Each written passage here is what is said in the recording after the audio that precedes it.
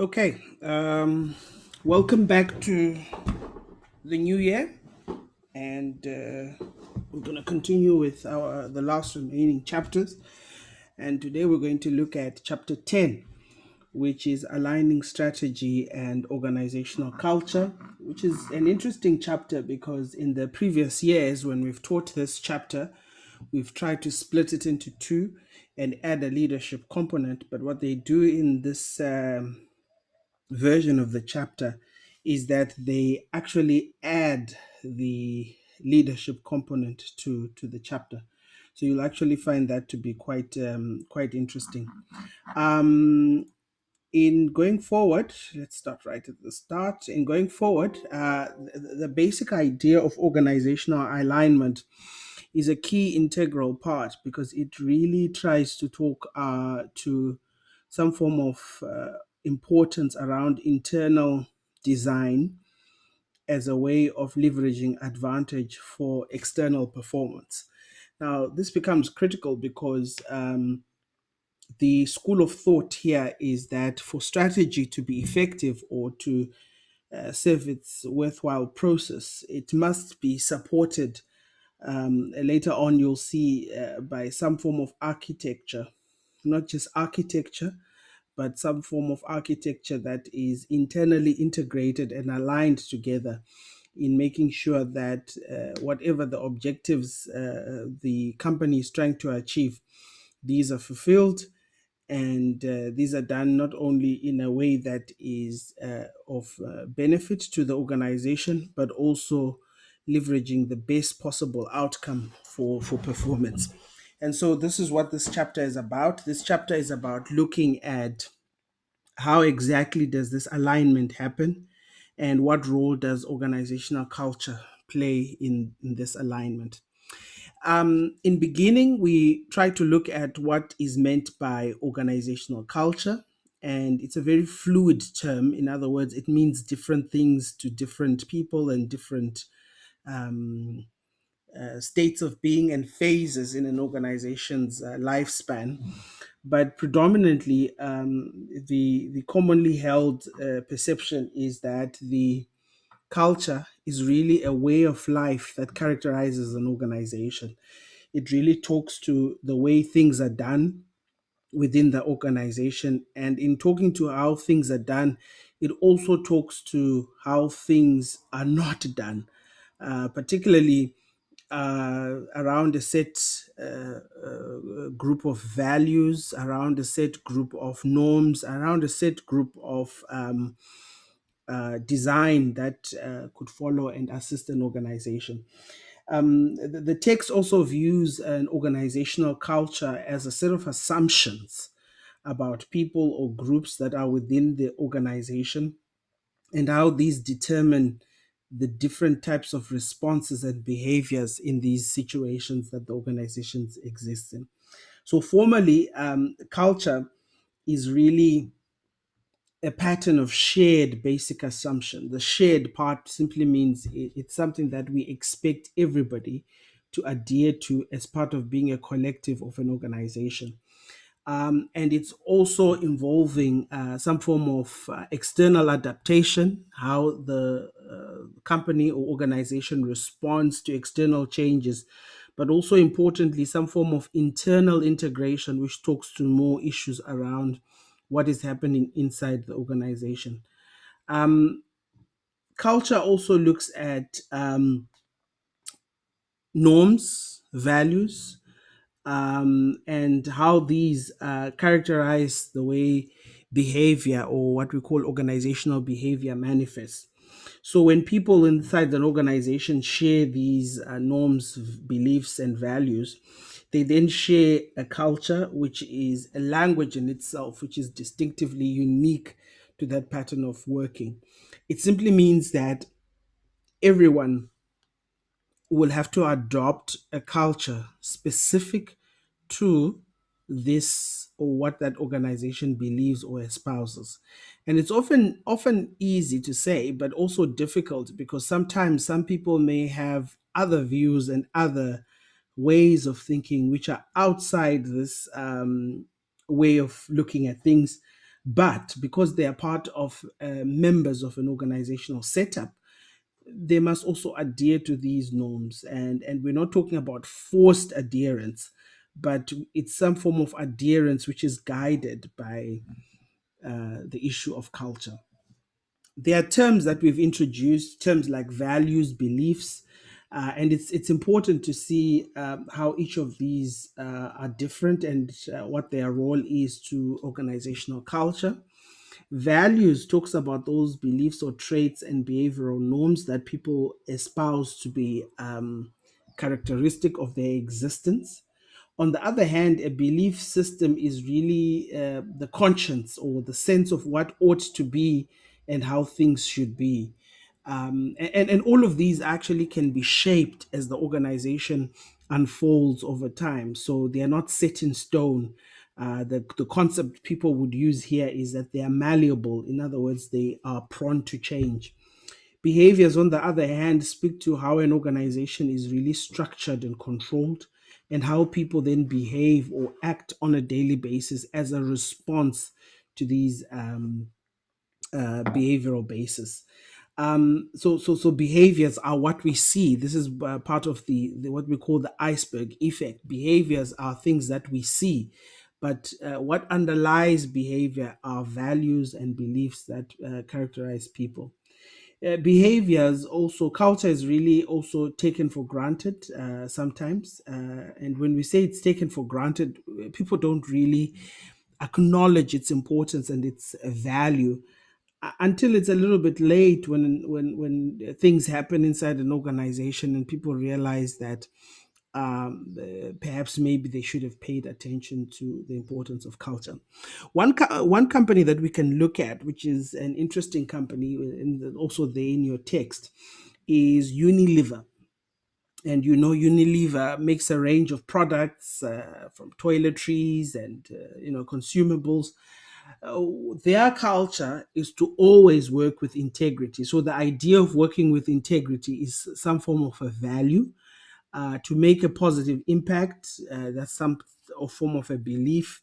Continuous commitment. In other words, this is similar to this idea we introduced a little bit earlier on of continuous learning, and setting out aspirations and working closely with similar organizations. So this would be the culture that is espoused within Unilever. And so every member of the Unilever brand is supposed to embrace these range of tenets as part of their existence and as part of their organizational being. So we must find ways of instilling organizational culture. And this becomes important because when we talk of instilling culture, we're not talking about imposing culture. We must find a way of making sure that everybody understands the things that we stand for, but importantly, that everybody is part of the same mindset and also part of the same sense of coherence around how culture should be and should be exercised. So, in essence, cultures therefore vary in strength and in influence. Cultures are stronger at certain points of an organization, and it sometimes can be weak at certain points of an organization. Cultures are like the lifespan of an organization, also change and unfold with time. Some companies, therefore, have deeply rooted values, norms, and operating approaches, and this ensures that leaders in these companies adapt or adopt a culture which is based upon those deep rooted values, norms, and operating principles. So, a critical thing to the importance of culture, therefore, is the issue of leadership. Leadership then before becomes useful in instilling the type of culture that is supposed to happen. There are some key considerations that we can take into consideration around culture. The first of these is this idea of action oriented culture. In other words, action oriented culture is this idea that culture is ongoing, it is not static, it is fluid, it is ever changing. It must be agreed. It must be agreed so that everybody works in unison and in uniform pattern. And those practices that are beneficial to strategy and the implementation of this culture become very critical. And what are these patterns that are crucial to strategy and its implementation? These include the idea of a match. Sometimes this match is called the person to environment fit. Sometimes the match is supposed to be an internal arrangement. Sometimes the match is something that also happens inside and outside. So it's an inside outside match. But ultimately, the agreement is that we need to match the culture with the requirements of what is required and in terms of executing the strategy. We need to also make sure that we have a strong group norms. Norms are rules that create some form of culture. We try to avoid people creating their own rules, but people realizing the importance of a strict adherence to norms and how these norms shape the different types of behaviors that people are supposed to adhere to in aiding this idea of strategy implementation. And finally, we need to also accept that an organizational culture that is consistent with requirements for good strategy can inspire and energize employees. This is an idea which is generally held in the literature, which really tries to position the outcome effect of things like culture and strategy. We are of the opinion here that any form of good practice and good behaviors around rules and etiquette is likely to inspire and energize employees. And with inspiring and energizing employees, we also have the outcome of better outcome. And this talks to this idea, which we'll look at when we look at how strategy is evaluated, of a balance between subjective and objective returns for the organization. So this leads to this idea of then of a cultural assessment. A cultural assessment is done through what we call a cultural web. A cultural web is really an aspect of looking at the different types of behaviors, be they physical and symbolic, and how these inform the assumptions, beliefs, and norms around an organization. So it's really looking at the different types of behaviors, be they symbolic or physical, and how they inform culture. What are these behaviors, or what we call the cultural elements or cultural web elements?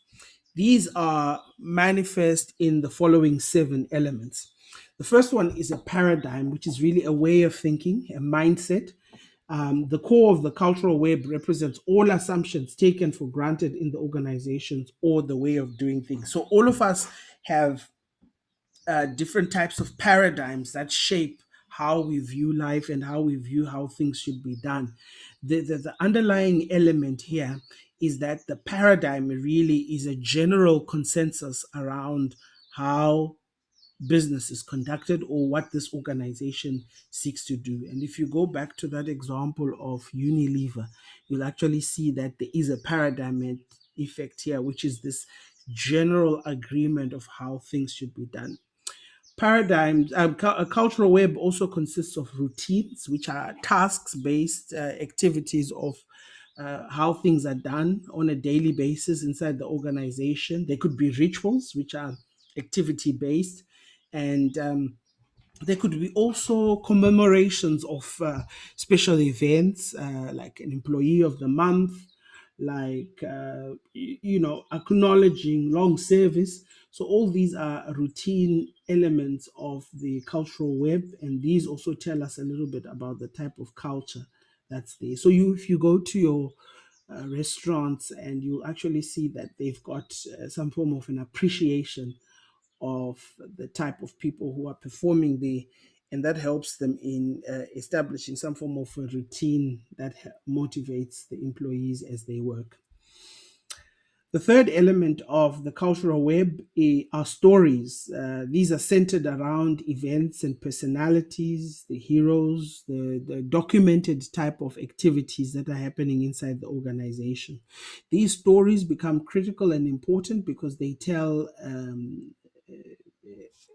a history an ongoing present reality, and also frame a future of what this organization stands for. Stories are embedded within symbols. Symbols refer to generalized objects, metaphors, events, acts, or people that convey meaning for the organization. So a symbol could be an award that somebody gets at the end of the year for performance, and that award for performance is actually embedded in a story because it tells how somebody has been performing right throughout the year. But the symbol here then becomes important because the symbol is really a way or an event through which people get to find out about the meaning that is around an organization. Um, at the base of all of this in the cultural web is influence, and influence is manifest through the idea of power, and power becomes important because power is vested in position. So people with power sometimes can tell you a message. Sometimes they can tell you a story about what they believe and what they stand for through the different types of power bases that they occupy. And this power is really used to get things done in terms of the organization. Organizational structures, be they formal or non formal roles, have reporting structures or communication lines, and these then tell us where the power lies, but they also tell us issues of communication in terms of who reports to who and how do they do the reporting. And then finally, control systems. These are really formal and informal ways of monitoring and making sure that the organization has a pattern of behaviors and uh, feedback around how they're performing, and making sure that they are part of a process of instilling and supporting the range of activities that characterize what the organization does. And so this leads us to what I spoke about earlier on, which is the idea of leadership. And leadership is really the influence that individuals have to make sure that the ideals of an organization through the culture, through the cultural web elements that we looked at, may happen as they are supposed to happen within the organization.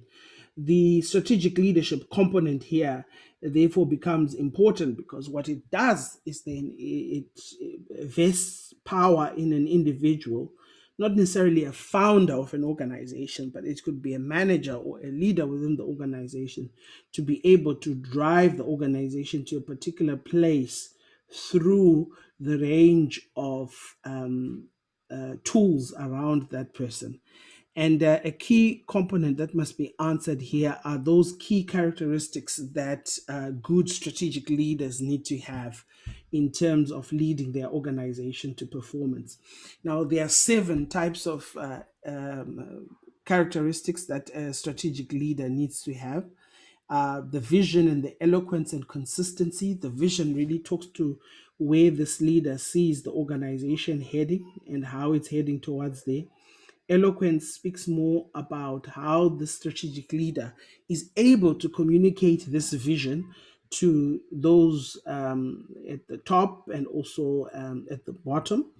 And consistency simply means making sure that whatever vision and ideals are being promoted, these are consistently done according to what this organization stands for. So there should be no deviance, if you like, in terms of the consistency of a leader, in terms of how they work in taking the organization from one place to the other.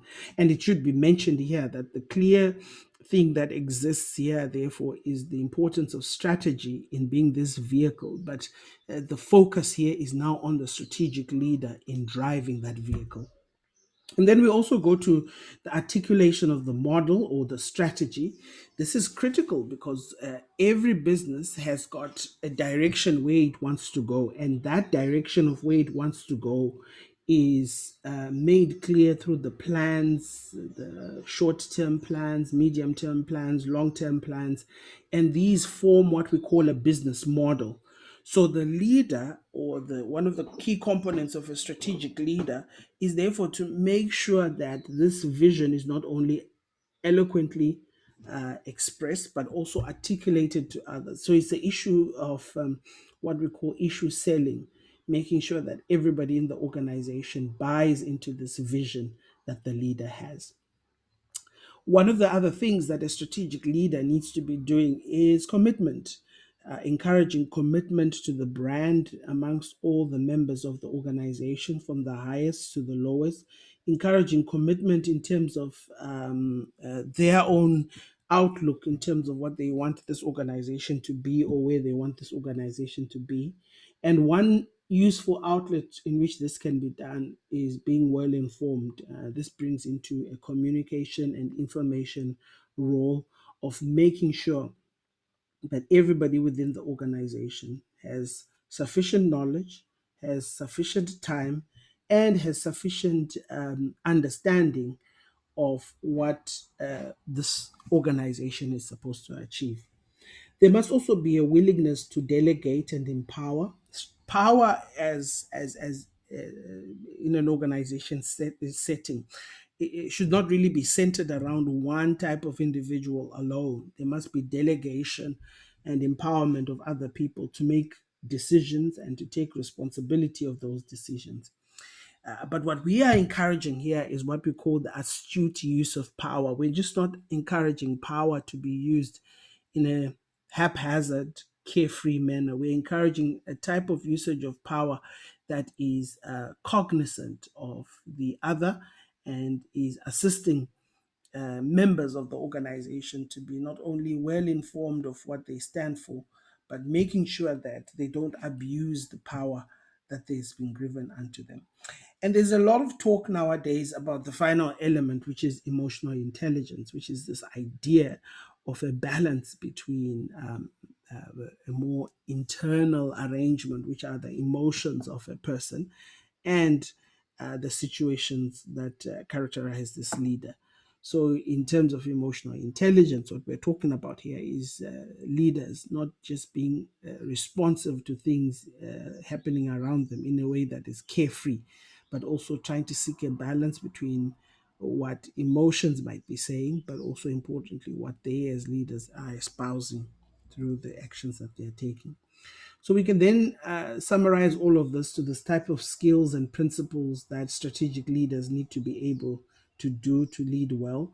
And please do not confuse these skills and principles to the characteristics. The characteristics are really traits of behavior.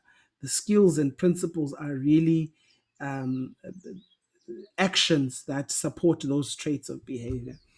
Strategic leaders need to have the future in mind and anticipate change. So they think of the change and they anticipate it and they prepare the organization for this change. Strategic leaders get things done. They make sure they implement and make a difference in terms of the range of expectations that they have. Strategic leaders are able to open new horizons, and by so doing, they are able to take the organization in new directions. By so doing so, they not only anticipate complexity and conflict, but they actually prepare for it and are prepared to respond to it. Strategic leaders reach out to different stakeholders, because the stakeholders, if you apply what we call stakeholder theory, the stakeholders are what makes these leaders respond to the challenges before them. Strategic leaders are fit to lead. They need to be mentally and physically fit. And so this is that balance between emotional intelligence in terms of the situations that the leader faces. Strategic leaders do the next right thing and learn from past experiences. And they use this as part of continuous learning to be able to become better in the work that they do. Leaders, therefore, must be part of a process of implementing a chosen strategy. Managers and leaders in an organization are able to cope with complexity, even though it may be chaotic, but they are able to then lead the organization to this type of change. So the effective strategic leaders are therefore then able to recognize when the change is needed, and also to be able to plan for this change in terms of um, where to take the organization in terms of the change. So in so doing, there are four types of change that leaders need to be aware of. These types of change are not happening in a sequential type of outlay, but they are random, and they really happen according to the different types of situations, or the lifespan, as they call it, of an organization. The four types of change are an adaptation, which can be accommodated in the current business model, which is really changing what we currently are striving to do. A reconstruction, which is not necessarily a change of a culture, but involves a sufficient disruption in the organization. And a key example here really would be the impact of the COVID-19 pandemic. Organizations did not really change values that they have around how they should work and operate, but what they've found themselves changing are really patterns of work in response to the pandemic. A revolution really occurs when major and strategic and cultural transformation occurs in the organization. I mean, this usually happens when organizations have to rebrand, organizations have to change a whole uh, leadership outlook in terms of how they work, and that really results in a revolution. And evolution is a change in strategy requiring some form of cultural change, and it takes a long time. And in terms of the time dynamic, really, it would be more long term than short term. So, in us seeing the different types of strategic change, we also need to look at the context in which this change is occurring. This change occurs at different epochs and different time frames. Change is occurring as part of time, in terms of how quickly is the change happening, in terms of scope, the range or the width and the span in which the change is happening. Preservation, what type of organizational resources and characteristics are needed to be able to embrace this change. Diversity talks about the different types of elements within the organization to help you manage the change. Capability talks about the different types of know how in terms of managerial and personal capability to be able to implement change. And capacity really talks to what is needed in terms of preparing for the change. So the readiness that occurs with these types of change is how ready is the workforce for changes. The readiness really talks to issues related to making sure that the organization is in a state of preparedness in terms of responding to the change. And finally, the underlying element of power as a dynamic that is important in the management of change becomes important, because the power is really what the leader uses to be able to enact this needed change. And so managing this change requires two broad skills, and this is a balance between task orientation and person orientation. So task orientation is concerns getting things done, and person orientation is really about managing people who are getting the things done. And so the leader who is having power to be able to influence the change that is happening wields or yields towards a balance between these two: task orientation and person orientation, getting things done and getting the people to do the things that need to be done. So there are three key activities that may be involved in implementing this change. Communication becomes key, and a lot of literature exists in trying to talk to people about the importance of communication. And in supporting the idea of person orientation, which we looked at in the previous slide, we need to mobilize people to be able to accept change and to be able to be part of the change. And we should be able, as we'll see later on, to be in a position to evaluate the range of change that is happening in supporting all these things that are happening. And so a question then can be asked: if change is so simplistic on paper, we can frame how it works and what we can do, then why do change programs fail? And a lot of reasons can be put into why change programs fail. But sometimes change programs fail because there's death by planning. In other words, there's too much effort and conscientious attention towards making sure that the plan is perfect. Whereas the idea is really to try and be open minded to the plans that we are setting. There's a loss of focus, and focus becomes critical because focus shapes the direction in which the organization is headed towards. So, in losing focus, the organization is not able to plan, and this results in change efforts failing. There's reinterpretation, which means that the program of change or the idea of change through the activities may need to be revisited constantly, so that there is a battle between old paradigms and new paradigms. There is a level of disconnectedness, talking to this idea of person fit, that people inside the organization do not buy into the ideas of change. There's behavior compliance. Staff may buy into the change only at a superficial level, but not entirely at a transformed nature in terms of how they ought to view the change.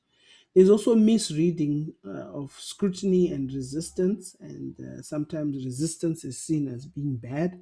And so any form of resistance towards the change is thoroughly fought against, whereas resistance could be a way of actually avoiding aspects such as groupthink, where we can have people just agreeing for the sake of agreeing.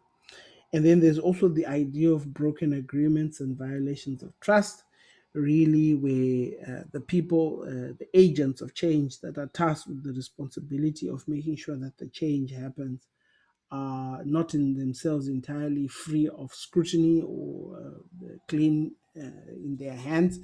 And so these managers really are seen as people who have never honored agreements that they were supposed to make in the past. And so whenever they are to introduce some form of change efforts, they're automatically not trusted based on this historical dimension of how they've performed.